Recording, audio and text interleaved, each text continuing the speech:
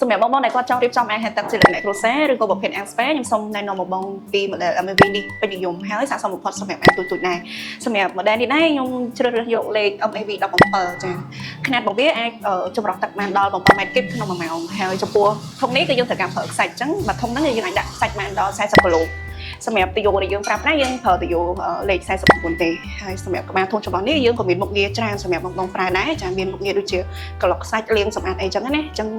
យើងក៏មានក្រុមការងារក្នុងការផ្ដល់ជាយោបល់ជូនបងថែបន្ទាប់ពីដំឡើងហើយថារបៀបប្រើបែបណាអូខេ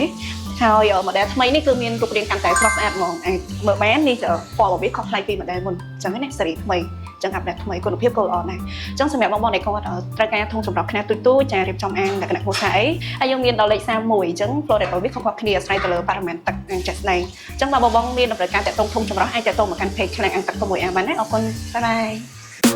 យ